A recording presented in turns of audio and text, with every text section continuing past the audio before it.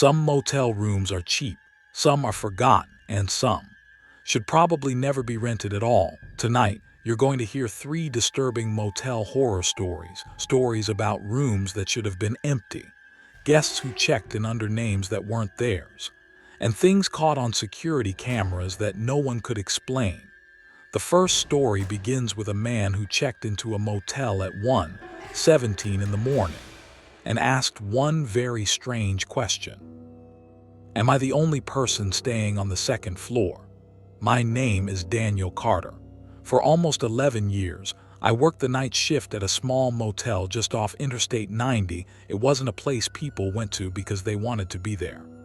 Most guests were truck drivers, exhausted families, people traveling long distances, or drivers who had simply decided they were too tired to continue. The motel had 42 rooms, 2 floors, a small lobby, an old swimming pool that hadn't been used in years, and a parking lot surrounded by pine trees. During the day, it looked ordinary. At night, it felt isolated, especially after midnight. I had worked hundreds of nights there. I dealt with drunk guests, arguments, broken locks, stolen cars, and people who simply disappeared before paying their bill. Nothing really surprised me anymore. Until one cold Tuesday night in October. That's when a man named Martin Hale walked through the front doors. And that's when room 214 became a room I would never forget. It was 1:17 a.m. when the sedan entered the parking lot. I noticed it because there hadn't been another car for almost an hour. The rain had been falling since sunset, and the windshield cameras showed almost nothing except water streaking across the image. The sedan moved slowly through the parking lot before stopping directly underneath one of the lamps. The driver's door opened. A man stepped out. He was probably in his late 40s. Gray jacket, dark trousers, short, dark hair, and no luggage. That was the first thing that caught my attention. People don't usually arrive at a motel at 1 in the morning carrying nothing. But I didn't think much of it. I watched him walk toward the lobby. A few seconds later, the front doors opened. He stepped inside. Water dripped from his jacket onto the floor. "Good evening," I said.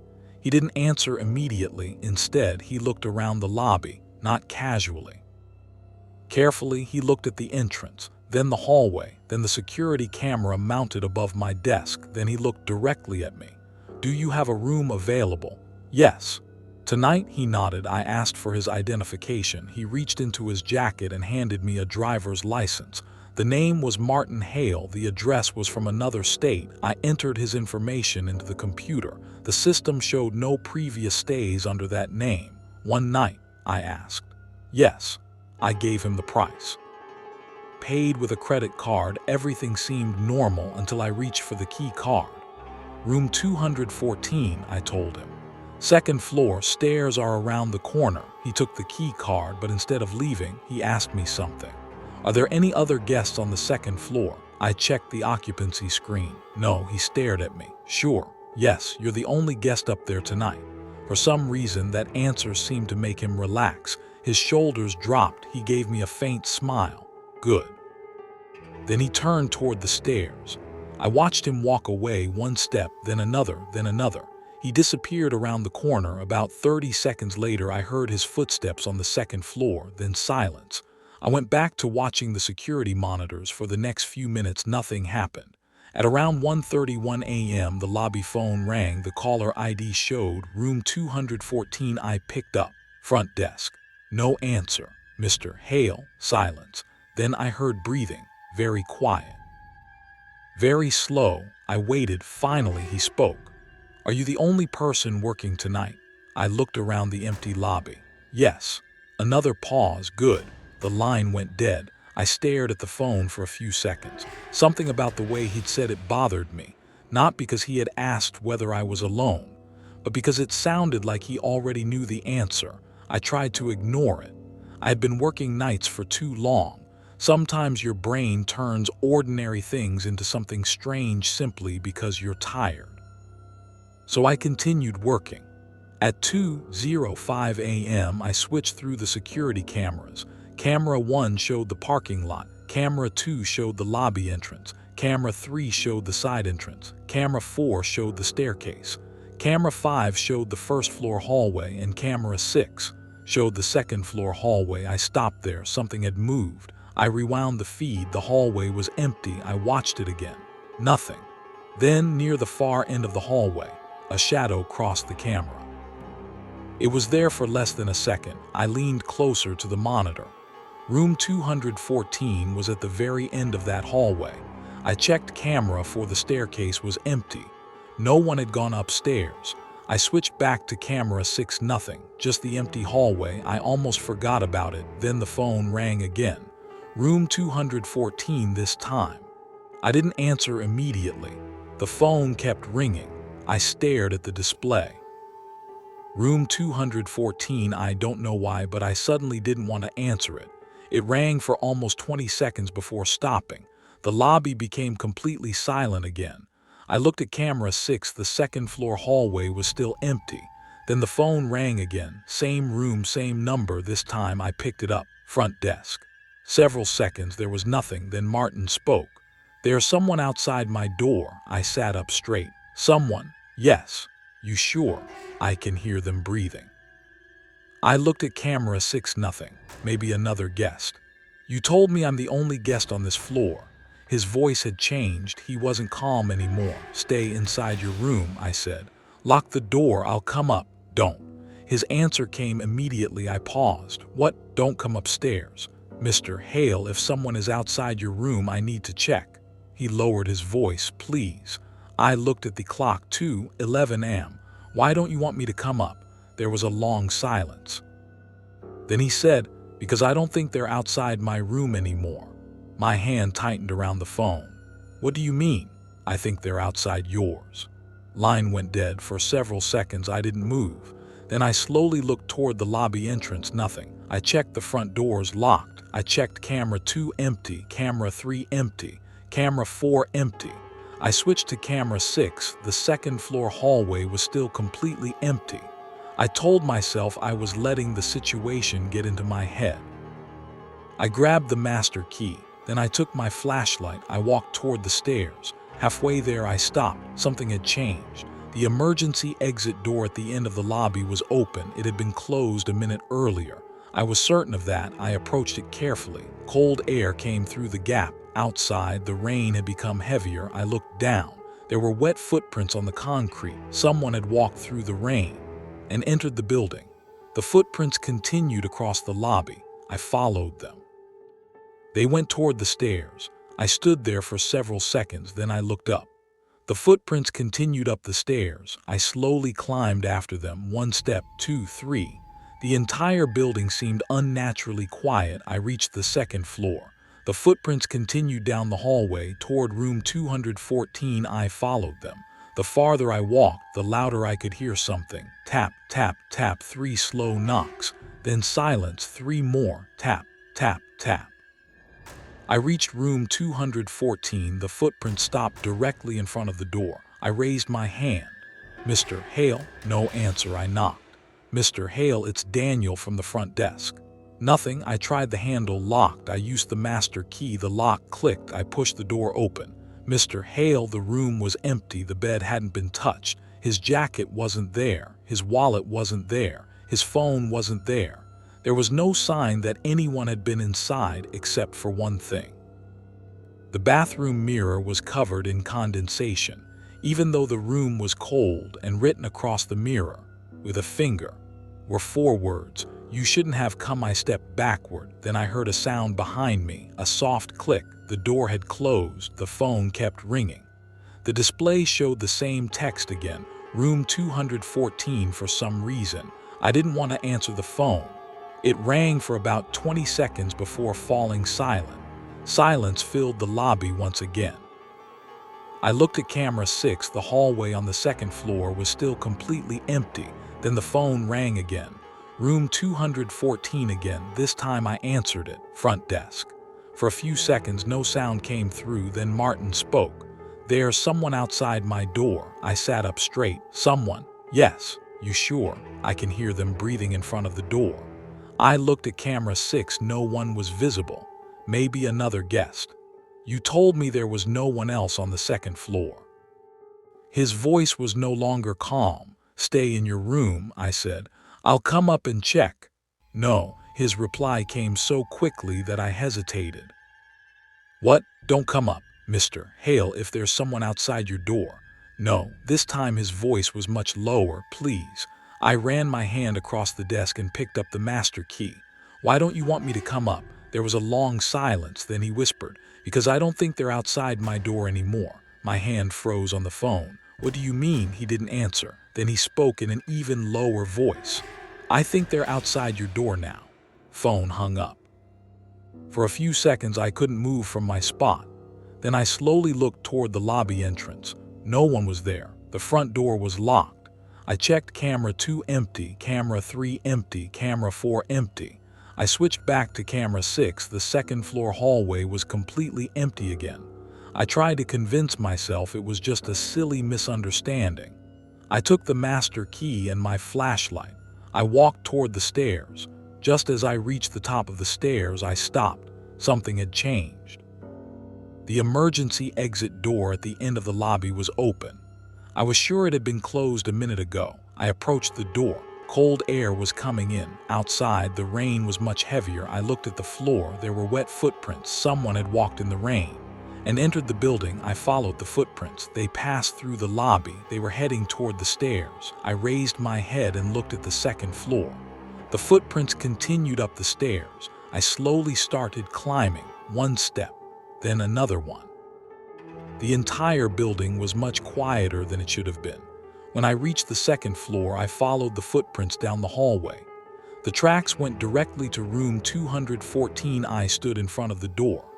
A very faint sound was coming from inside. Tap, tap, tap, 3 slow knocks, then silence. A few seconds later, again, tap, tap, tap. I approached the door. "Mr. Hale." There was no answer. I knocked on the door. "Mr. Hale, it's Daniel from the front desk." Again, no answer came. I pulled out the master key. The lock clicked open. I gently pushed the door open. "Mr. Hale." The room was empty. The bed had never been used. His jacket was gone. His wallet was gone. His phone was gone. It was as if no one had stayed in the room at all. But something in the bathroom caught my attention. The mirror was completely fogged up, even though the room was freezing cold. I approached the bathroom door. 4 words were written on the mirror with a finger. "You shouldn't have come." I took a step back. Right at that moment, a soft sound came from behind me. Click. The room door had closed. With the sound of the door closing, I froze where I stood. I had left the door open when I entered the room. I was sure of that. I slowly walked to the door. I turned the handle. It opened. I stepped out into the hallway. There was no one. I looked right, empty.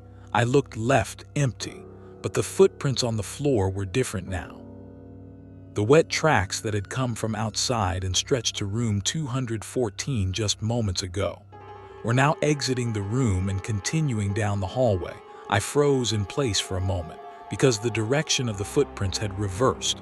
No one had entered the room. It was as if someone had walked out of the room. I shone my flashlight at the floor. I followed the tracks. They went all the way to the end of the hallway. Then they stopped right in front of the wall. There was no door across from me. No window, just a solid wall.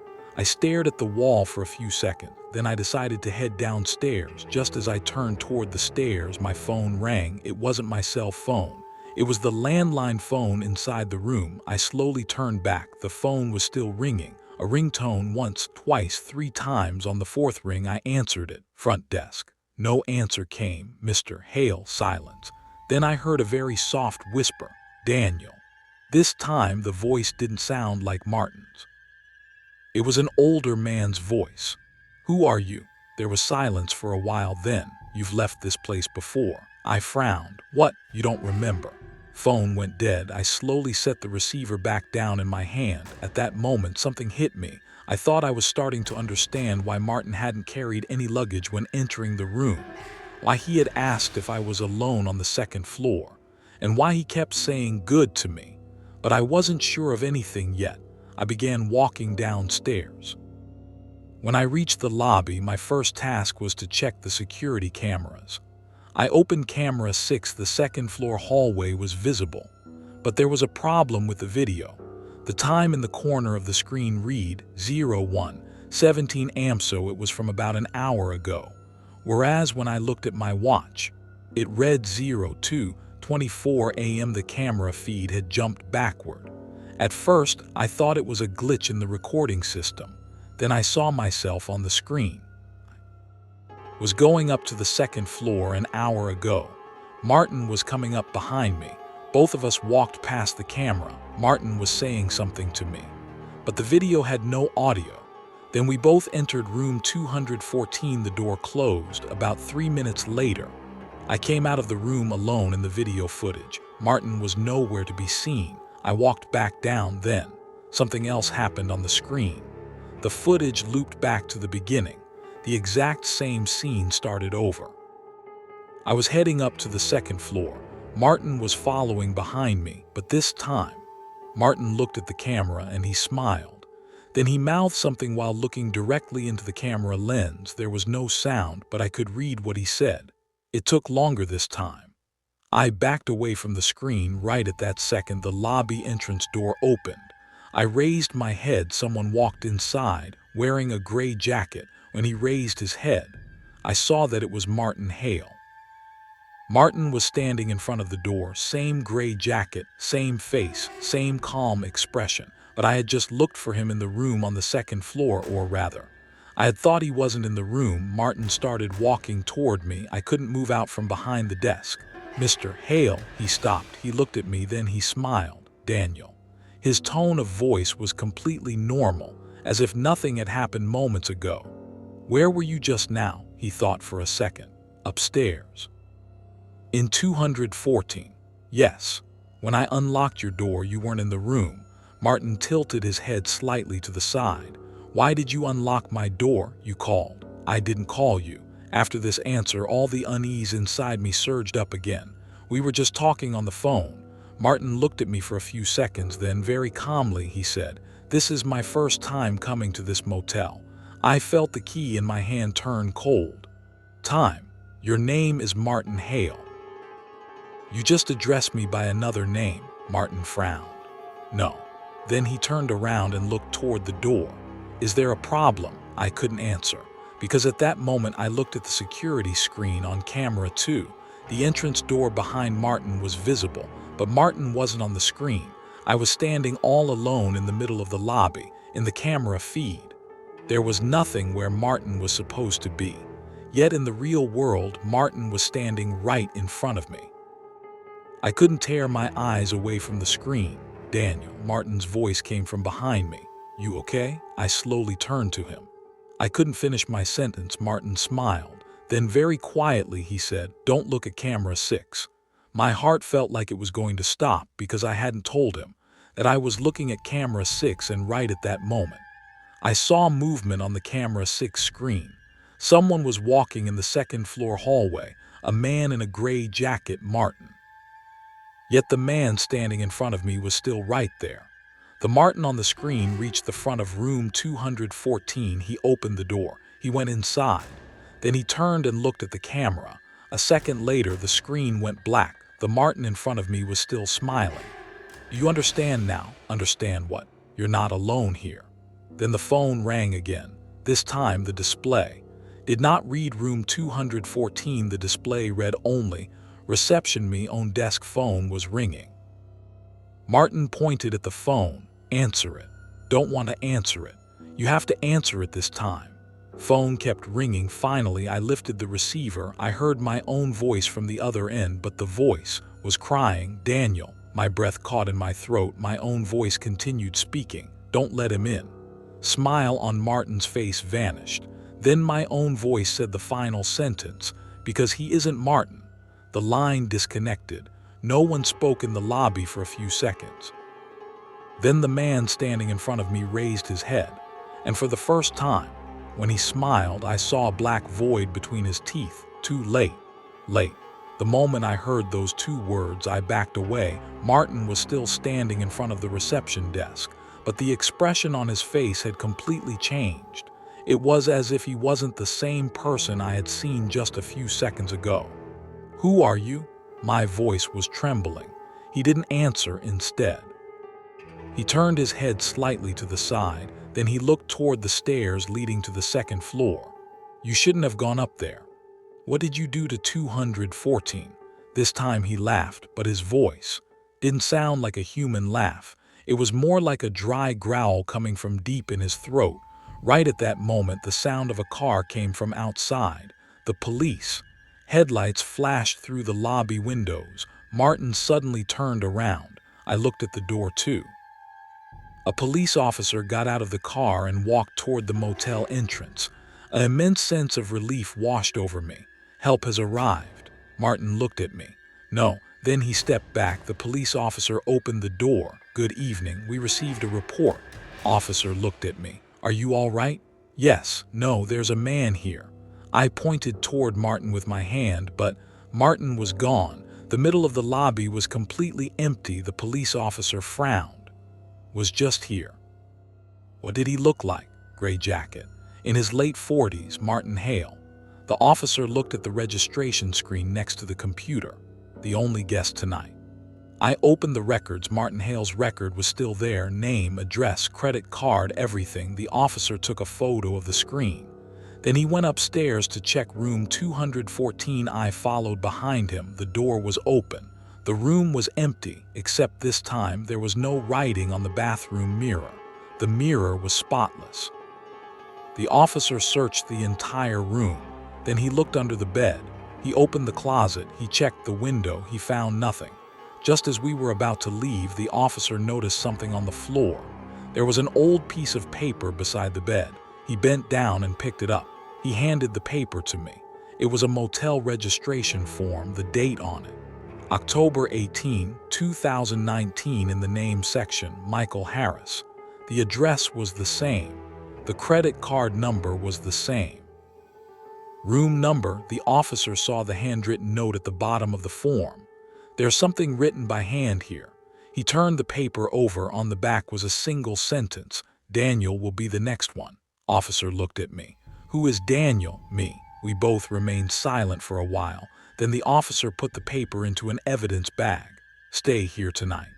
I nodded my head. But before leaving, I took one last look at camera 6. The screen was on. The second floor hallway was visible. And at the end of the hallway, a man was standing. His face was turned toward the camera. Gray jacket, Martin. The officer stood beside me. "What happened?" I pointed to the screen. The man looked at the camera, then he slowly raised his hand. He held up 3 fingers and the lights went out. The camera went dark. Right at that second, my phone rang. No caller ID was visible. I didn't answer. It rang again. Then a third time. The police officer looked at me. "Answer the phone." New text message appeared on the screen. A single sentence. "Answer when it rings for the third time. Late." With those 2 words spoken by Martin, the lobby lights went out. Everything was plunged into darkness instantly. I tried to turn on the flashlight in my hand. It didn't work. I had replaced the batteries just a few hours ago. "Martin." There was no response. I could feel someone standing in front of me, but I could no longer see him. Then I heard a footstep. Tap. Another one. Tap. I thought Martin was coming toward me. I backed away. I bumped into the edge of the desk. Just then the emergency lights came on. The lobby lit up in a red glow. Martin was not in front of me, but the lobby entrance door was open. Rain was pouring inside, and on the floor, there were fresh, wet footprints.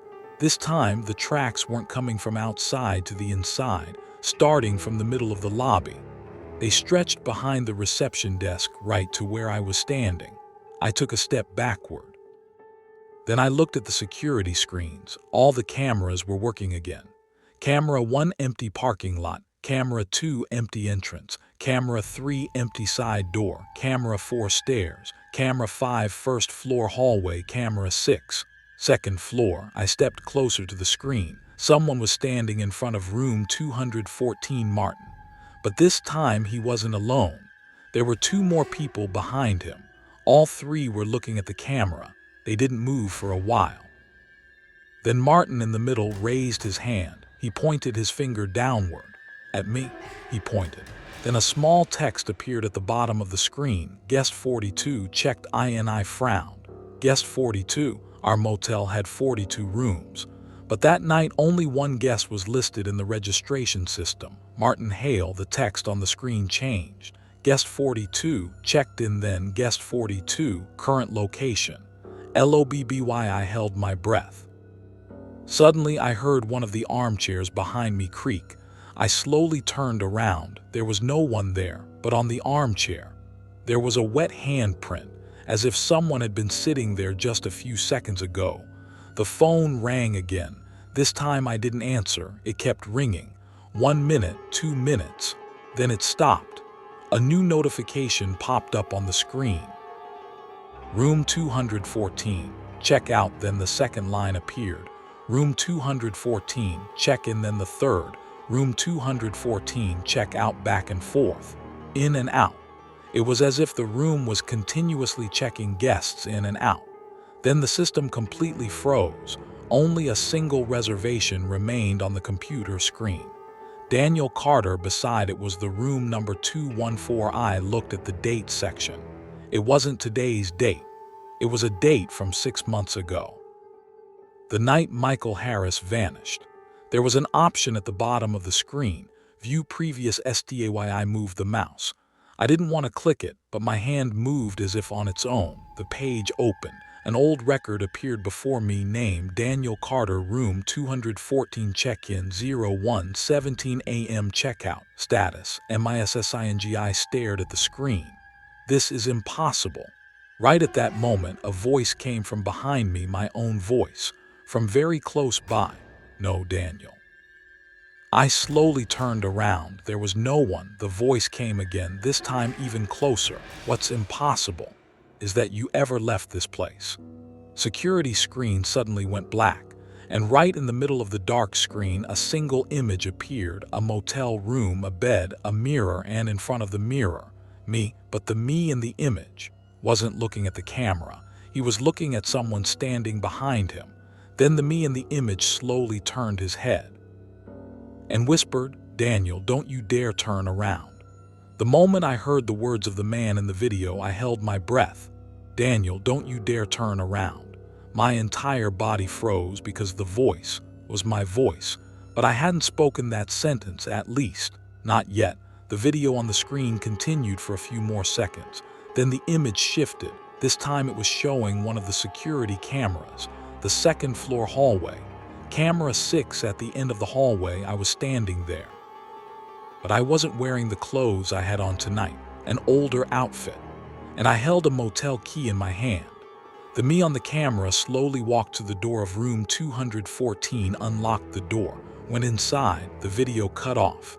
Then another recording opened, the same hallway. This time the date was 6 months later. Martin Hale was walking down the hallway. He stopped in front of room 214, looked at the door, then turned to the camera and said, "Daniel is here." Screen went black again. I was still standing in front of the computer. Suddenly I heard a voice behind me. "Do you remember now?" This time I turned around. Martin was standing at the entrance of the hallway, but the calm expression on his face was gone. "Who are you?" Martin didn't answer. He raised the key in his hand. On the key was written 214. "How many times have you entered this room before, Daniel?" "Never." "You're lying." I shook my head. "Been working here for 11 years. Martin smiled slowly. 11 years. He took a step forward. "You really think you work here?" That sentence broke something inside my brain because suddenly I saw a very brief flash of an image, a hospital room, white light, a doctor, a nurse, and me on the bed. Then the vision vanished. Martin kept talking. "You forget the same thing every single time." "Every time, yes." "How many times?" Martin looked right into my eyes and answered, "Enough times." The phone rang again. This time we both looked at the phone. On the display, room 214. Martin stepped back. "Answer it now." "You have to answer it this time." Phone kept ringing. Finally, I lifted the receiver. No sound came from the other side. Then, a distant sound of breathing followed by my own voice. "Daniel, I'm listening. Come upstairs." Is speaking. A brief silence. Then the reply, "You." Line disconnected, Martin walked toward the door. One last time. Last time for what? For remembering. Then he moved toward the stairs. I followed behind him. When we went up to the second floor, the hallway was pitch dark. Only a faint light bled out from beneath the door of room 214. Martin stopped in front of the door. He inserted the key into the lock. But before opening the door, he turned to me. "Are you ready to accept what you're going to see inside?" "No.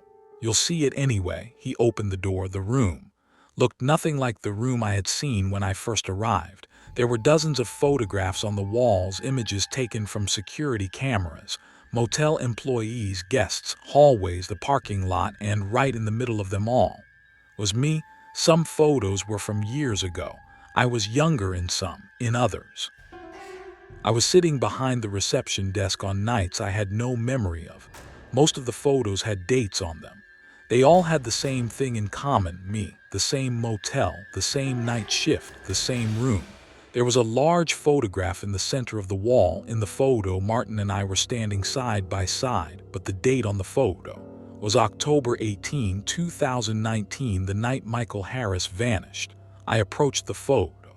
"I don't remember this picture," Martin answered, "because you weren't here that night." "You just said I was here." Martin shook his head. "You were the person who died here that night." My world came to a halt. "What?" Martin pointed to the text written on the back of the photo. "Daniel Carter, room 214-0117, and before you started working at this motel, an accident happened here. You were working the night shift that night. A man was found dead in room 214.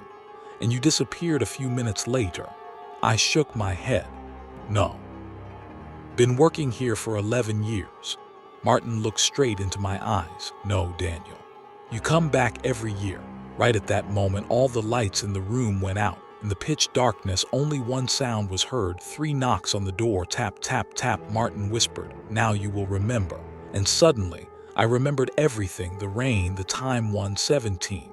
Room 214, a man, an argument, then a body falling to the floor, and 3 people standing behind the door.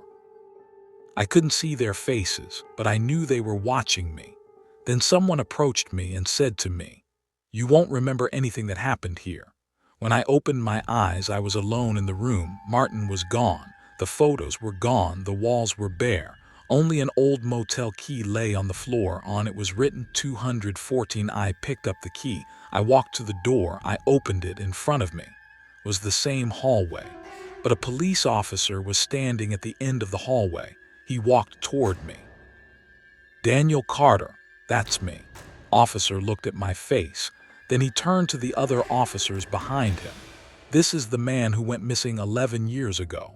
I couldn't say a word. The officer showed me an old photo in his hand. The man in the photo was me. Underneath it was a date, October 18, 2019, time 0117, and the police officer looked at me. "Daniel, you died 6 years ago." Daniel's story ends here, but according to motel records, room 214 is still active. And what's even stranger, the exact same name keeps popping up in the records of guests staying in that room time and time again. Daniel Carter, each time on a different date, each time at exactly 1:17 am, and in every record, the checkout date is left blank. If you are listening to this story from a motel room tonight, check your room number one more time, because some rooms aren't just for staying in, some of them are waiting for someone.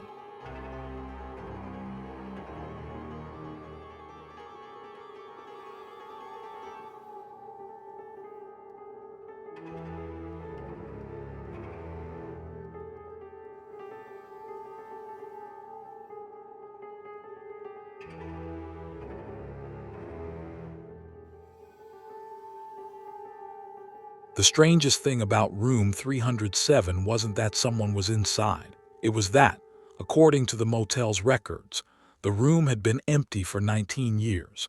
And yet every night at exactly 2:40 a.m., someone inside would call the front desk asking for the same thing. Tell the man in the hallway to stop knocking. My name is Michael Reed. For almost 8 years, I worked the night shift at small motels. You don't need to work long to learn how people change at night. People who seem calm during the day can become someone else after midnight. But the last motel I worked at was different from the others. The building was old, built in the 1970s. It had 3 floors and a total of 72 rooms. On the 3rd floor, there were several rooms that hadn't been used in years. One of them was room 307. Its door was locked. It didn't appear in the reservation system. It wasn't on the cleaning list. And none of the employees could properly explain to me why that room wasn't being used. At first, I didn't care much about it until the first night. At exactly 2:40 a.m., the reception phone rang. When it hit 2:40 a.m., I was alone at the reception desk. The motel was almost completely silent. Outside, there was a light rain falling. Only 2 cars were visible in the parking lot. One belonged to an elderly couple staying in one of the 3rd floor rooms. The other belonged to a truck driver who had arrived a few hours earlier. That's why the ringing phone surprised me. I looked at the screen. Caller number 307. I frowned. The first thing I thought was a system error, because room 307 was not active. The phone rang again. I answered it. Front desk. For a few seconds, no sound came through. Then a woman whispered, "Sir." "Yes, there's someone in the hallway." Fear in her voice was instantly clear. "Ma'am, which room are you in?" 307. I remained silent for a moment, then I looked at my computer. Room 307 was not showing on the screen. "Ma'am, our room 307 is currently not in use." There was a silence for a few seconds on the other end, then the woman said in an even lower voice, "No, I'm here." My heart rate accelerated. "Are you inside?" "Yes."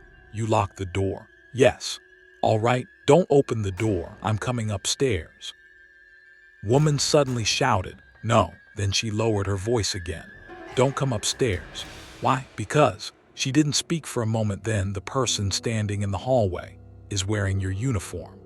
Line went dead. I looked at the receiver in my hand for a few seconds, then I turned on the security cameras. Camera 12 showed the 3rd floor hallway on the screen. There was no one. The hallway was completely empty. Room 307's door was also visible. The door was closed. Just as I was about to step away from the camera, I saw movement at the end of the hallway. Someone stepped into the frame. His head was tilted down. He was wearing a dark motel uniform. It looked very similar to my uniform. The man walked slowly. He stopped in front of room 307 then. He knocked on the door 3 times. Tap, tap, tap. The phone rang again. This time the caller was again 307. I picked up the phone. The woman said in a tearful voice, "He's knocking on the door now." I looked at the camera. The uniform-clad man was still in front of the door. "Whatever you do, do not open the door." "I can't open it anyway." "Why?" The woman was silent for a few seconds then, "Because the door handle is being held by someone from the inside." At that moment, I looked back at the camera. The man in the hallway was no longer in front of the door. He was slowly turning toward the camera. The moment I saw his face, I dropped the receiver in my hand because the man on the camera was me. The moment I dropped the receiver in my hand, sound was still coming from the other end of the line. "Sir." The woman's voice was trembling. "Mr. Reed." I couldn't answer. I couldn't take my eyes off the security screen. The man standing on camera 12 was truly me. Same face, same hair, same dark uniform. Even the name card on my chest was visible. Michael, but that wasn't the main problem. The me on the camera was looking at me, as if he knew I was watching him from inside the security room. Then the man on the camera slowly raised his hand. He held up 3 fingers and he knocked on the door again. Tap, tap, tap. I brought the phone back to my ear. "Ma'am." "Yes." "Are you inside 307? "Yes." "What's your name?" The woman went silent for a few seconds. "Emily." "Emily, whatever you do, don't open the door, Mr. Reed." "Yes. Just a moment ago, you asked me who the man outside the door was." "What?" "I didn't answer you." I held my breath. "What do you mean?" The woman started crying. because the man outside the door is not you. Looked back at the camera. The man was still there, but I could no longer see his face. He had lowered his head. Then the camera feed flickered. The screen went black for a second. When the image returned, the man had vanished. No one was in front of door 307. Emily? No answer came from the other end of the line. Emily? Then I heard a very faint sound. There's no one in the hallway anymore. All right, don't open the door, Mr. Reed. Yes, now there's someone inside the room. I stood up instantly. What? A sound just came from the bathroom, near the door. What happened? The woman whispered. The bedroom door opened. Then the line disconnected. I immediately grabbed my walkie-talkie. The other night worker, Frank, was sleeping in the staff room. I woke him up. Frank, get up. Man came out rubbing his eyes. What happened? A call came from 307. The expression on Frank's face changed abruptly. 307? Yes. He looked at me for a few seconds. Then, did you answer the phone? Yes. Michael. What? Frank looked toward the end of the hallway. 307's phone isn't connected. What do you mean it's not connected? It hasn't been for years. I was just talking on it. Frank shook his head. No. There isn't even a line for 307 in the phone system. I showed him the computer. The call log was still on the screen. Incoming call, room 307, 0240 a.m. Frank looked at the screen. Then he slowly turned to me. That's impossible. Right at that moment, our reception phone rang again. Both of us looked at the display. Room 307. Frank's face turned pale white. This time. What? He pointed at the phone. You answer it. Phone kept ringing. First ring, second ring, third ring, then it stopped. A second later, we heard the sound of a telephone ringing from the third-floor hallway from very far away, but it was distinct. Tring, tring. Frank looked at me. This is impossible. Sound came again. Tring. Then the lights in the hallway began to turn on one by one. First floor, second floor, third floor. And when the final light on the third floor lit up, on camera 12, the door to 307 opened. Someone stepped out from inside. It wasn't a woman, nor was it the man in uniform. The person walking toward the camera was Frank, because of what I saw on camera 12. I couldn't speak for a few seconds. Frank was on the screen, but Frank was standing right beside me. The real Frank was still right next to the reception desk, looking at the security screen with me. We were both watching the exact same image. The Frank on the camera slowly walked out of room 307. He stopped in front of the door, raised his head, and looked directly into the camera. The color completely drained from the real Frank's face. That isn't me. You know who it is? Frank didn't answer. The Frank in the camera footage began walking down the hallway. His steps were very slow. He entered the view of the first camera, then transitioned to the second camera, then to the third. In every camera, his face became slightly clearer. Finally, he approached camera 12. He came so close to the camera that his face filled the screen completely. Then he opened his mouth. There was no sound, but from the movement of his lips, I could understand what he was saying. Come downstairs. Real Frank turned to me. We need to leave. Let's call the police. No, why? Frank shook his head side to side. Because this isn't the first time this has happened. That sentence froze me in my tracks. What do you mean, not the first time? Frank went silent for a few seconds.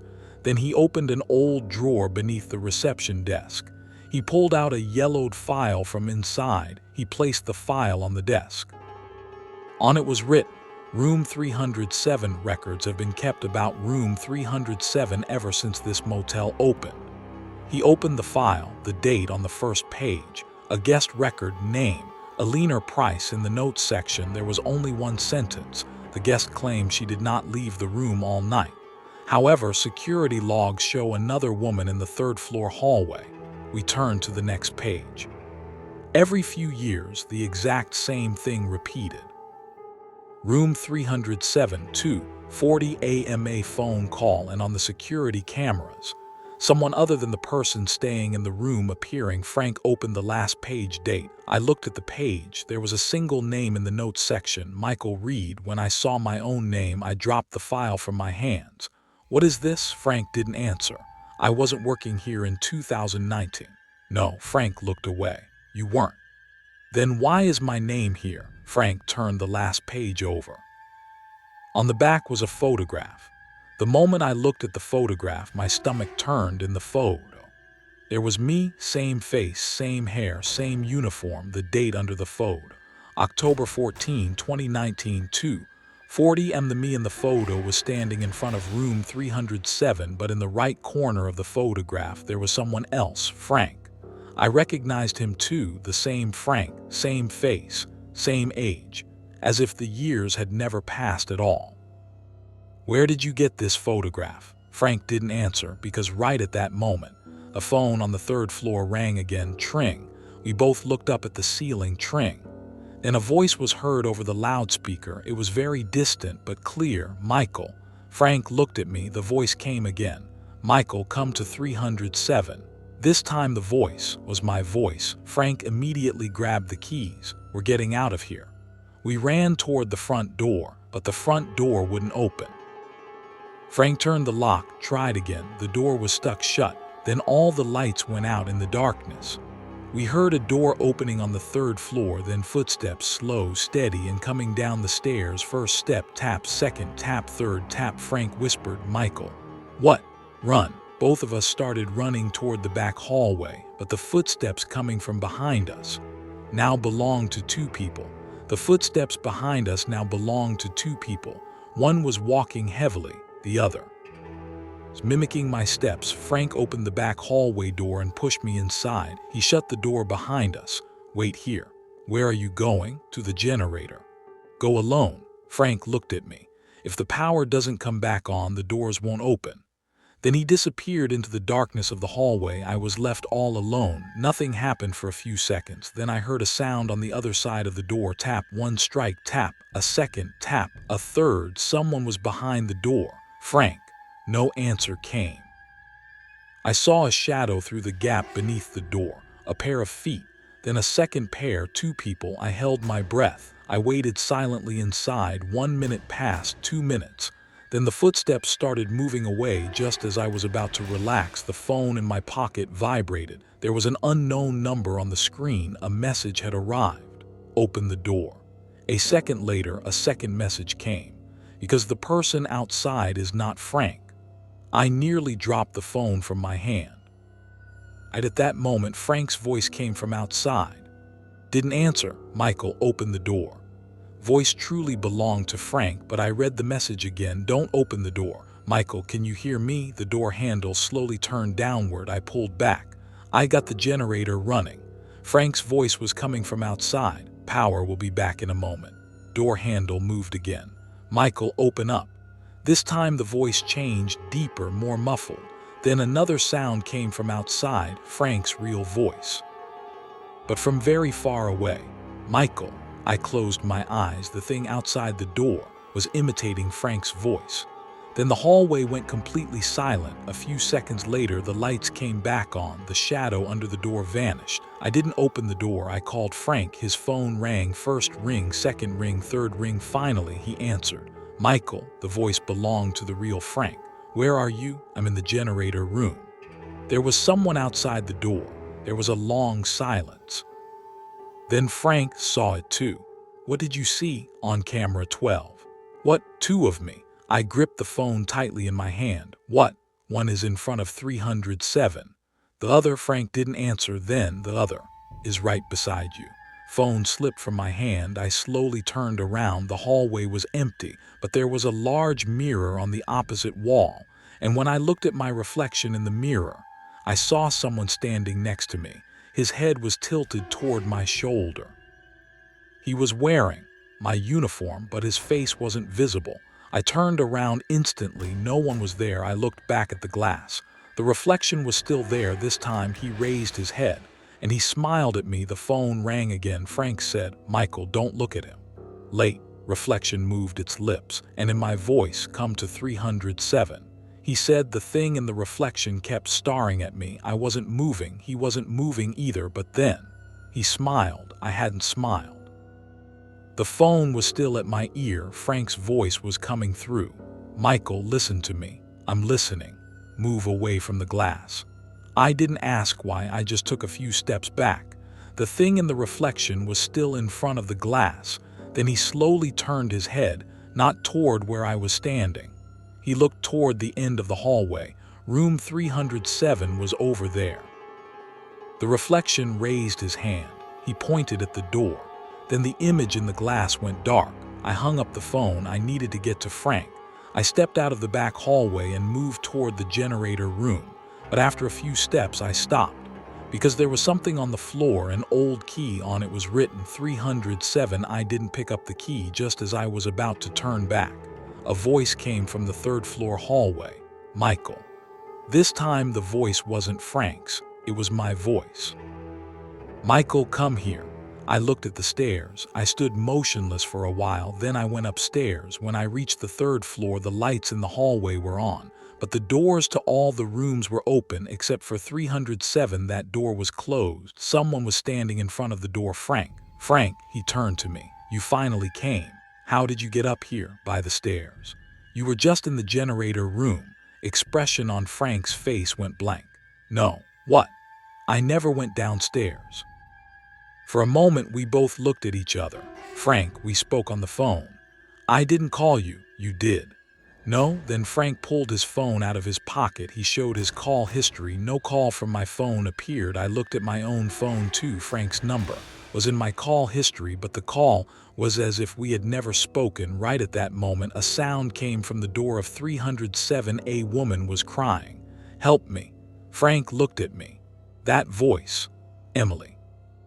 From behind the door, the woman spoke again. "Michael." I froze. "How does she know my name?" the woman said.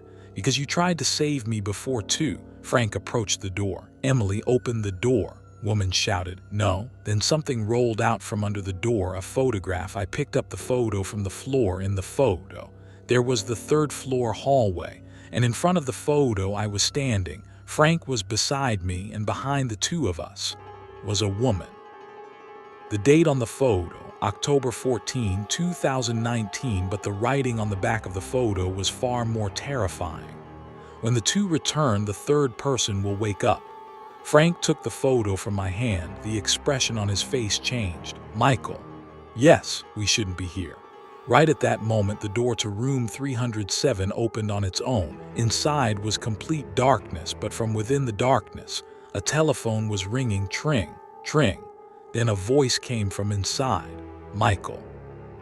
This time the voice was my mother's voice, and my mother had passed away 12 years ago. The moment I heard my mother's voice, my entire body turned to ice. "Michael." Her voice was coming from inside the room, that voice I hadn't heard in years, the exact same tone, the exact same calm, the exact same way of saying my name. I was about to take a step and enter. Frank grabbed my arm. "No, that's my mother. Your mother isn't here." I heard her voice. I heard it too. Frank looked at the door. "And I know that voice doesn't belong to you." "Do you mean?" Frank didn't answer. The voice came from inside the room again. "Michael." This time it was closer. "Come in here." I closed my eyes. Hearing my mother's voice had completely destroyed my logic for a few seconds. Then Frank whispered in my ear, "If you go in, you will remember what happened." I opened my eyes. "What happened?" Frank nodded his head. "What happened here in 2019? Suddenly, the phone inside the room fell silent. Silence. Then the lights went out. The hallway turned completely pitch dark. I felt Frank let go of my hand. "Frank." No answer. Was alone. I turned on my phone's flashlight. The light struck straight into 307. The room appeared empty, but on the wall, there were tons of photographs, hundreds, all showing the same motel, the same hallway, the same people, and right in the middle of them all, me. I picked up a photo. Date, October 14, 2019. In the photo were me, Frank, and a young woman. The woman's name was Emily. There was a note on the back of the photo. "Do not open the door at 2:40. Another photograph. Me again, Frank again, but Emily was gone. Another photograph. The same thing. Every year, the same night, the same room, the same two people, me and Frank. But neither of us remembered any of it. Then I saw an old television set in the corner of the room. The television turned on by itself. On the screen were security camera feeds. Camera 12, third floor hallway. In the footage, I was standing there, but this recording belonged to today. The me in the camera walked toward the door of 307, opened the door, went inside, then turned to the camera and spoke. The audio recording was working. I clearly heard my own voice. He won't remember again tonight. A voice came from behind me. No, I turned around. Frank was standing by the door, but something on his face was different. He will remember tonight. Then Emily stepped out from behind him. The woman was the woman I had seen on the cameras, but she was at the age she had been in the photos taken years ago. She hadn't aged at all. She looked at me. Finally, "Are you?" Emily answered. "The person who died here on the first night." "Michael." "I didn't die." "You died." I shook my head. "No." Emily looked straight into my eyes. "No, Michael, you died."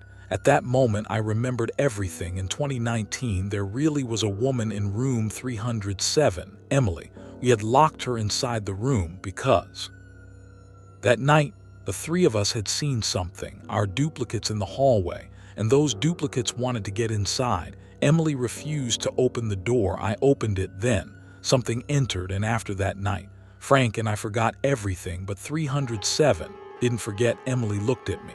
"Now close the door one last time." "What will happen?" "This time you will stay inside." Door behind me slowly closed. When the door closed behind me, the first thing I noticed was the silence. Emily was gone. Frank was gone. The hallway was gone. Just me and room 307. I ran to the door and turned the handle. It was locked. "Frank." No answer.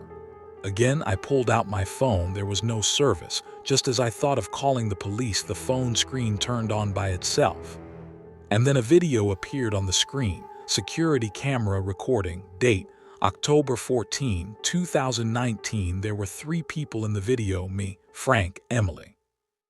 The three of us were standing inside 307. Emily was crying.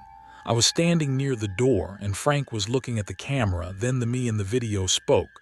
"If we open the door, it will let us inside." Frank replied. "What if we don't open the door, Emily? It will wait for us." Then the door was knocked on 3 times. Tap, tap, tap. The me in the video approached the door, but right at that second, a shadow passed beneath the door. All three of us backed away. Then the me in the video looked at the camera and said, "One of us has to stay outside." Screen went black. A new video began. I was outside the door. Frank and Emily were inside. I had closed the door. Then I started walking down the hallway in the camera footage. Another me was standing at the end of the hallway. I walked toward him. My two duplicates stood face to face. Then the feed cut off. The phone dropped from my hand because at that moment, I heard someone breathing inside the room. I slowly turned around. Someone was sitting on the bed. His head was bowed down. He was wearing an old motel uniform. "Frank," he raised his head. It was my face, the same eyes, the same face, but he was smiling. "You remembered." I backed away. "What are you?" "I am you. The person you left outside." Suddenly, all the lights in the room turned on. The photographs on the walls vanished. The room transformed back into an ordinary motel room. The door opened. Police officers were in the hallway. An officer looked at me. "Mr. Reed." I couldn't finish my sentence. The police officer came inside. "Are you alone here?" "No." "Who's here?" "Frank." Officer frowned. "Who is Frank?" "The person working the night shift with me." Officers looked at each other. Then he shook his head side to side. "There are no other employees besides you in this motel tonight." "Why?" "Because only your name is on the shift roster." "That's impossible." The police officer handed me a document. "Employee list, Michael Reed, night receptionist." There was no other name. "Frank." The police officer cut me off. "Mr. Reed." Then he spoke more slowly. "This motel was shut down 2 years ago." I raised my head. "What?" The police officer looked out at the 3rd floor hallway. "No one works here." Right at that moment, the door to room 307 behind me closed. The police officers looked at the door, and I saw wet footprints leading out from under the door. The tracks moved along the hallway toward the stairs, then stopped, and right in front of me, a new pair of footprints formed. One of the officers shone his flashlight on the ground. "There's someone here." I didn't say anything because the shape of the tracks on the floor matched the imprints of my shoes. The police officer led me outside. I looked back one last time. There was a small piece of paper on the door of room 307. On it was written a single sentence: "See you again next year, Michael." And right at that moment, I noticed that the clock was still 2:40 am. That motel was completely demolished a few months later. Room 307 no longer exists, at least physically. But there is still an issue in the old employee records. Every year on the night of October 14, at exactly 2:40 a.m., a phone call is recorded coming from room 307, and the caller's name is always the same: Michael Reed. The problem is, Michael Reed's phone number is no longer in service, and according to old motel records, Michael Reed's last shift is still ongoing. If you're staying at a hotel past midnight one day and you hear a phone ringing from reception, pay attention to the caller number, because sometimes the person on the other end of the line might not be the person calling you. Maybe it's someone trying to return to the room in your place.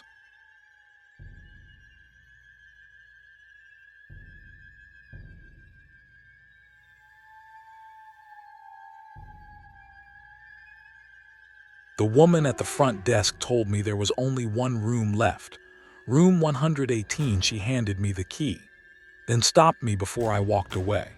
"Whatever you hear tonight," she said, "don't open the door." I laughed. I thought she was joking. She wasn't, because at 3:13 a.m., someone started knocking, and the voice on the other side of the door was mine. My name is James Miller. Due to my job, I have stayed in different cities for years. Because of this, hotels and motels don't easily bother me. Old buildings, strange noises, broken elevators. I was used to all of them, but there was something about the motel I stayed at that night that I didn't like from the beginning. The motel was quite far from the main road. There were no other buildings around it. It was in an area with no phone service, and the woman at the front desk wasn't acting like a normal employee toward me. It was as if she didn't want me to be there. At night, all I wanted was a bed and a few hours of sleep, but the room given to me was a room that the motel staff specifically stayed away from. And the last sentence the woman told me as she handed me the key didn't leave my mind even when morning came: "Do not answer the noises coming from the door." I looked at the woman's face for a few seconds after the sentence she said. "Do not answer the noises coming from the door." She didn't look like she was joking. "All right," I said. I took the key. Just as I was about to turn around and leave, the woman spoke again. "Mr. Miller, I'm listening. There is one more thing." I waited. "If someone calls out to you in the hallway after 3 in the morning, she paused, "no matter who it is, do not open the door." This time I didn't laugh. "All right." I walked toward the elevator. The motel was only 2 stories. My room was on the first floor at the very end of the hallway. I opened the door. The room looked completely normal: a bed, a television, a small desk, a bathroom, a window, old motel paintings on the walls. I dropped my bag on the bed. I plugged my phone in to charge. Then I started thinking about what the woman at the front desk had said. "Do not answer the noises coming from the door." I tried to find a logical explanation for this. Maybe the motel had experienced theft incidents before. Maybe drunk guests were knocking on other rooms' doors. Or maybe the staff were telling a ridiculous story to deter guests from going outside at night. A few minutes later, I turned on the television. Most of the channels were not receiving a signal. There was a picture on a news channel, no sound. Then the clock appeared on the screen. 2:47 a.m. I lay down on the bed. I closed my eyes. About 20 minutes later, I heard a sound from the hallway. I thought someone was walking. Footsteps, slow, steady. They passed in front of my door, then they stopped. There was a few seconds of silence. Then My door was knocked on 3 times. Tap, tap, tap. I opened my eyes. Time 3:13 a.m. I didn't move for a while. Then a woman's voice came from the other side of the door. "Mr. Miller." It was the voice of the woman at the front desk. I got out of bed, but I didn't approach the door. "Mr. Miller, are you all right?"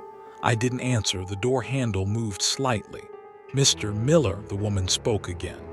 "Could you open the door?" Right at that moment, my phone vibrated. I looked at the screen. A text message had arrived. Sender, front desk. The message only read, "Do not open the door." Woman outside the door spoke again, but this time her voice had changed, harsher. "James." It was the first time she used my name. "James, open the door." Another text message came to my phone. "That is not me." There was a few seconds of silence in front of the door. Then I heard my own voice from the other side of the door. "James." I froze. The voice continued, "It's me." Then it knocked on the door 3 times. Tap, tap, tap. "Open the door." And right at that moment, I realized something far more terrifying than the voice in the hallway being my own. A shadow was stretching inward from the gap under the door, but the direction of the shadow was not from the hallway into the room. It was stretching from inside the room toward the hallway. The moment I saw the shadow under the door, I held my breath. At first, I thought it was a play of light, the angle of the light in the hallway, the position of the lamp in the room. Maybe my eyes were trying to adjust to the dark. But then the shadow moved slowly. It stretched outward from under the door, as if someone standing inside the room was waiting in front of the door. I backed away. "Who's there?" The moment I asked the question, I regretted it, because the woman at the front desk had explicitly told me, "Do not answer the noises coming from the door." No answer came from the hallway. Then I heard my own voice from the other side of the door. "James." This time the voice was much closer. "Open the door." I picked up my phone. I wanted to call the front desk, but there was no signal on the screen. The Wi-Fi was also disconnected. The shadow in front of the door vanished. Nothing happened for a few seconds. Then the door handle went down slowly once, then again. Click. I thought the lock was being forced. I pushed the small desk standing next to the bed toward the door. Right as I did this, another voice came from the hallway. A man was speaking. "Sir." This voice wasn't mine. "Sir, do not open the door." I hesitated. "Who are you?" No answer came. Then the man spoke again. "I'm the security guard." For a moment I felt relieved. As I was about to approach the door, my phone vibrated. A new message. "Front desk." The message read, "There is no night security guard at our motel." I stared at the door. The man outside spoke again. "James." Not listen to her. Not open the door. "Is trying to help you." Then something very strange happened. The man's voice coming from the hallway and the sound of the message coming from my phone spoke at the exact same time. Both said the same sentence: "Do not open the door." For a moment my brain stopped. Then the man in the hallway shouted, "Because the thing outside is using your voice." Silence. Then a sound came from inside the room, from behind me. No. I turned around slowly. There was no one in the corner of the room, but the voice came again, this time from beside the bed. "James, I'm here." My heart rate accelerated because the voice was coming from under the bed. I took a step back, then another one. I looked into the darkness under the bed. Nothing was visible, but the sound of breathing could be heard, slow, steady, like human breathing. Then a hand came out from under the bed. The hand was my hand. It had the same watch on the wrist. The fingers slowly crawled along the floor, and then my voice came from under the bed. "James, open the door." Person in the hallway shouted at the same time, "Don't you dare." For a moment, I didn't know what to do. Then my phone vibrated again. This time the message was different. "Leave the room at 3:20. Underneath it was another sentence. "Because at 3:21, you won't be alone in the room." I looked at the clock. 3:19 a.m. I only had 2 minutes. It was 3:19. The hand under the bed was still on the floor. Its fingers were moving slowly, as if waiting for me. The man outside the door shouted again, "James, get out now." The thing under the bed spoke at the same time. Listen to him. Voices at the same time, one from behind the door, the other from under the bed. I looked at my watch, 3:19:32, 30 seconds. I walked toward the door. But I didn't want to open the door. I reread the message on my phone, leave the room at 3:20. At 3:21, you won't be alone in the room. I unlatched the small chain next to the door. I unlocked the lock. But I didn't open the door right away. First, I asked the man coming from the hallway, "What is your name?" Silence. Then, "Daniel." "Your last name?" No answer came. "What is the name of the woman at the front desk?" Silence again. The voice under the bed spoke. "Don't listen to him." This time the man outside the door shouted, "James, open the door, now." I looked at the clock, 3:20. I opened the door. The hallway was empty. There was no one, neither the security guard, nor the woman at the front desk, nor any other guest. Only the red exit light at the end of the hallway was on. I took a step outside. Then a voice came from behind me. "James." I looked into the room. The hand under the bed was still there. But now the owner of the hand was coming out, first the arm, the shoulder, then the head. The person coming out from under the bed was me, same face, same clothes, same watch, but the expression on his face was different. He was smiling. "Why did you open the door?" I backed away. "What are you?" He stood up. "I am." He paused for a moment. "The person staying here in your place." I started running. I moved toward the end of the hallway, but no matter how far I ran, I couldn't reach the exit door. The hallway was stretching. The room numbers began to change. Then, suddenly all the doors opened at the same time. There were people inside. They were all sitting on the beds. They were all looking at me. And they all spoke at the exact same time. "You shouldn't have opened the door." I kept running. Finally, I reached the stairs. I went down. When I reached the front desk, no one was there. The computer was on. The phone was working. And on the front desk lay a single piece of paper. On it was written "Room 118 guest, James Miller," and underneath it, "Check-in, 3:13 a.m. CHCK out, 3:20 a.m. I looked at the paper. This is impossible. Right at that moment, the reception phone rang. On the screen, "Room 118 was written. I picked up the phone. A woman's voice came from the other side, the woman at the front desk. "Mr. Miller." "Yes." "Did you leave the room?" "No." The woman went silent for a few seconds. Then, "You did. You are at the front desk." My breath caught in my throat. "What? I can see you." "Do you mean you see me?" the woman whispered. "Right now you are inside room 118. I turned around. On the security screen behind the desk, camera 8 was open. It was showing the inside of room 118, and on the screen, I was sitting on the bed. I was looking at the camera. Then the me on the screen slowly smiled and whispered toward the camera, "Open the door." As I looked at the image on the screen, my brain tried to make sense of what was happening. The inside of room 118 was visible on camera 8, and the person sitting on the bed was me, same face, same clothes, same watch, but I was at the front desk. The me in the camera raised his head. He looked directly at the camera, then he smiled. "Open the door." Phone was still at my ear. The woman at the front desk, "Mr. Miller." "Yes." "Listen to me carefully."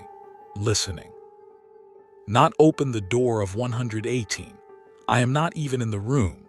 Woman fell silent, then very calmly, "No. Right now you are still inside room 118. I closed my eyes. "I am at the front desk." "That's what you think." With this sentence, a terrifying feeling settled inside me. "Where is the way out of here?" The woman didn't answer. "Ma'am, go to the door at the end of the hallway." "Exit door." "No, door, the one on the left. There is only one door there." Woman whispered, "That's the one." Phone line went dead. I stepped out from behind the front desk. I walked toward the end of the hallway.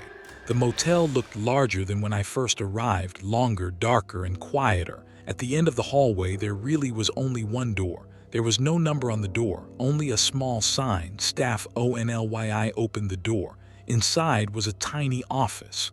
There were old files on the desk, photographs on the walls, and in the middle, a security monitor. Room 118 was visible on the monitor. I was sitting on the bed again. But this time, someone else was beside me, the woman at the front desk. The woman was standing next to the bed, looking at the camera. Then she raised her head. She spoke toward the camera. "James, you need to remember now." Woman on the screen opened a file. She pulled out a photograph from inside. I was in the photograph, but this time, it wasn't a photograph from my childhood. Under the photograph was a date, March 12, 2008, and beside it, a room number, another photograph. 118 again. 118 again. 118 again, the last photograph. Today's date. As I looked at the photograph, a voice came from behind me. "This motel is not what you think it is." I turned around slowly. The woman at the front desk was standing behind me, but she had just been on the monitor moments ago. My name is Sarah." "Do you work here?" "No." "Then who are you?" Sarah looked at me. "I was once a guest like you." 118. I took a step back. "What happened?" Sarah's eyes filled with tears. "I opened the door. Then, when I woke up in the morning, I wasn't me anymore." I looked around the room. "How can I get out of here?" Sarah didn't answer. She merely pointed to the wall behind her. There were hundreds of names on the wall. Beside each name, the same room number, and most of the names had been crossed out with a red pen. At the very bottom, there was a new name, James Miller. It hadn't been crossed out yet. Sarah held out the pen in her hand to me. "Choice is yours." "What choice?" "To open the door and bring the person inside out, or to leave yourself here." Right at that moment, the sound of 3 knocks came from the hallway. "Tap, tap, tap." Sarah whispered, "You only have 1 minute to decide." Looked at my watch. 3:20 and 1 minute later. It would be 3:21. I looked at my watch. 3:20 a.m. The pen Sarah held out was still in my hand. My name stood at the very bottom of the wall. James Miller. My name hadn't been crossed out yet. What am I supposed to do? Sarah didn't answer me. 3 knocks came from the hallway again. Tap, tap, tap. This time the sound was much closer. Sarah looked at the door. "You must make your decision." "What if I open the door?" The you inside steps out. "Then you stay inside." "What if I don't open it?" Sarah's face changed. "In that case," she paused for a moment. "It steps out." "Me, you stay in its place too." I was trying to understand what she meant. "So no matter which choice I make, I lose." Sarah shook her head. "No, there is a difference." "What is it?" "In one, you lose while remembering what happened. The other, you don't remember at all." A voice came from the hallway again. This time my own voice was heard from behind the door. "James, don't trust Sarah." Sarah immediately turned to me. "Listen to him." Voice outside the door continued. "I am the real James. I am here.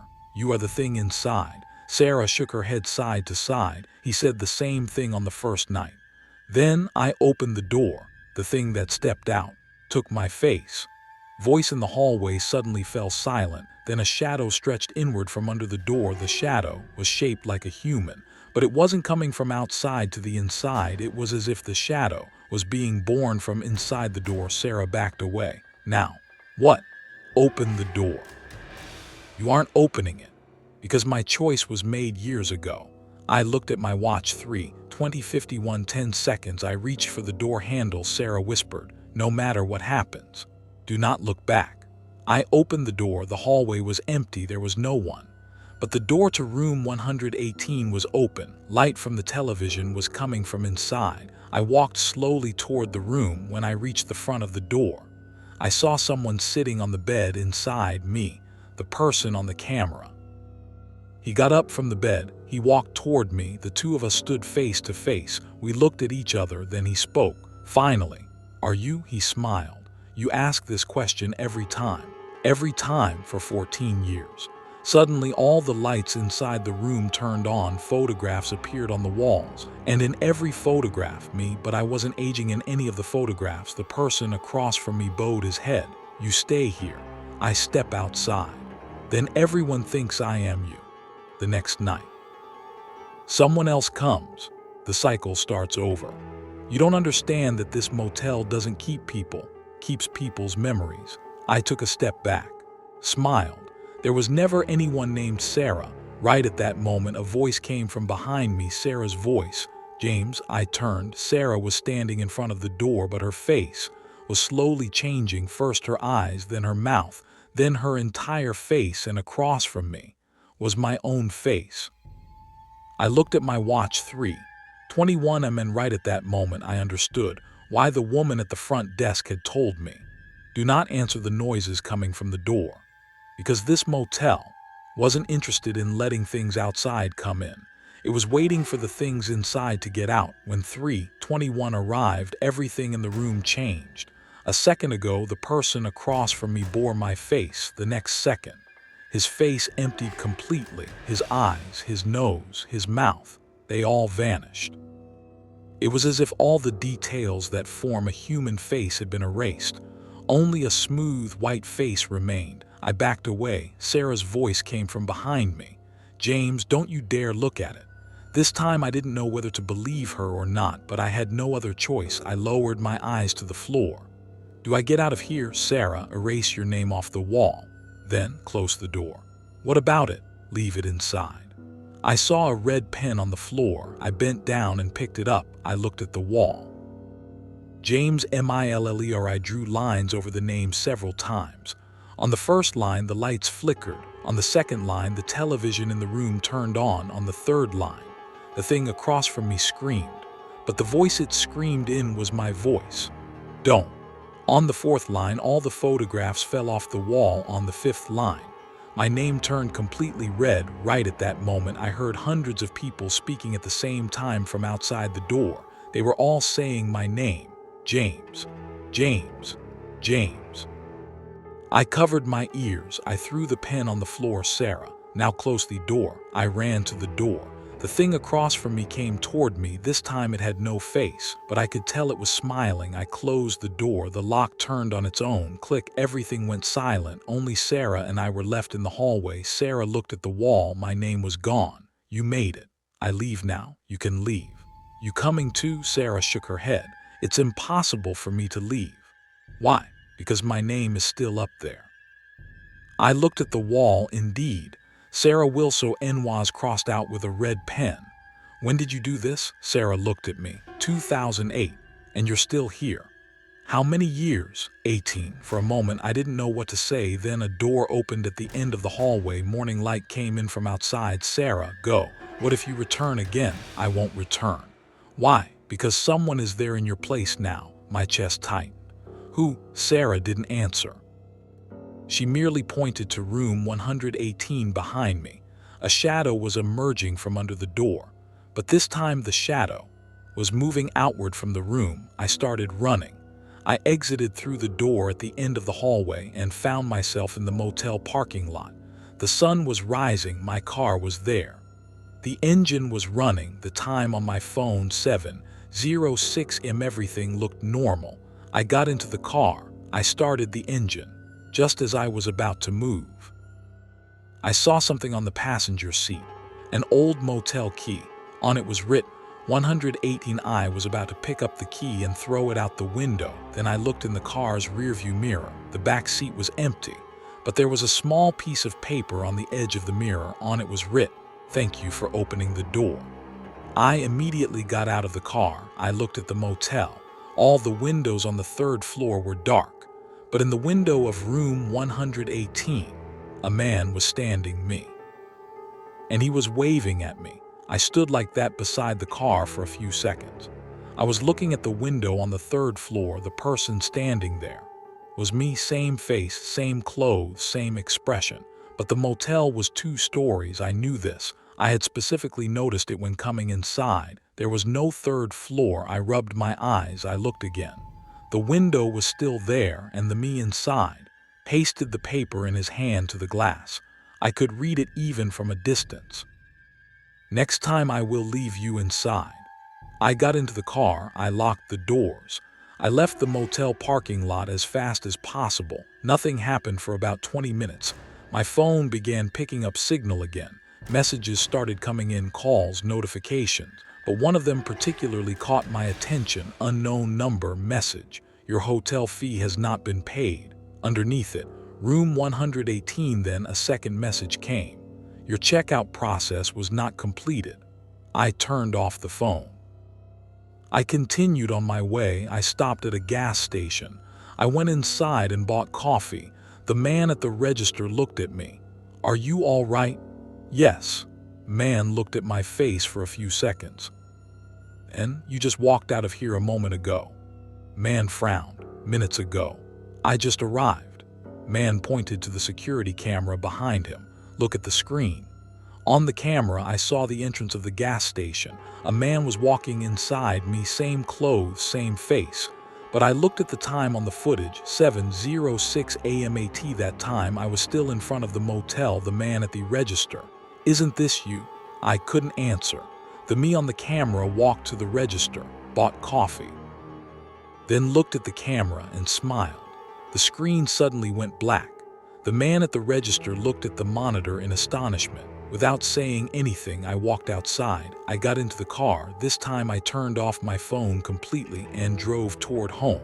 It was close to noon when I arrived home. I unlocked the door. I went inside. Everything was normal. I dropped my bag on the floor. I took off my shoes. Then I walked into the bedroom. There was something on the bed, a motel key. Beside it, a small piece of paper. On it was written, "Next time, do not open the door." This time there was a name at the bottom of the paper, Sarah Wilson, and under that, a date, October 14. I turned on my phone. I looked at my calendar. Today's date was October 13. The next day at 2:40 a.m., my phone rang. On the screen, room 118 was written. I didn't answer the phone. It kept ringing. 1 minute, 2 minutes, then it stopped. Then a single message came to my phone. "This time you won't be the one in the room." Right after the message, my front door was knocked on 3 times, tap, tap, tap, and from the other side of the door, I heard my own voice. "James." The door. "This time, it's my turn." James didn't open the door that night, at least, as far as he remembered. When the police arrived at his house the next morning, there was no one in front of the door. Only an old motel key lay on the floor. When the motel records were examined, something even stranger emerged. The motel James claimed to have stayed at had been closed down years ago. The building was still standing, but the rooms were not in use. And room 118 was never in the official records at all. The police investigated old archives. Starting from 2008, the same names appeared repeatedly: Sarah Wilson, James Miller. And beside every record, the exact same time, 3:13 m. James never found that motel again. But every year after that, on the night of October 14, at 3:13 a.m., his front door was knocked on 3 times. The first year he didn't answer, nor the second year. The third year, he found an envelope in front of the door. His own name was on the envelope. A single photograph came out from inside. In the photograph, James was sleeping in bed, the place where the photograph was taken. Room 118, and on the back of the photograph it merely said, "This time you didn't open the door." Underneath was another small note, "We did." And the date the photograph was taken was the next day's date.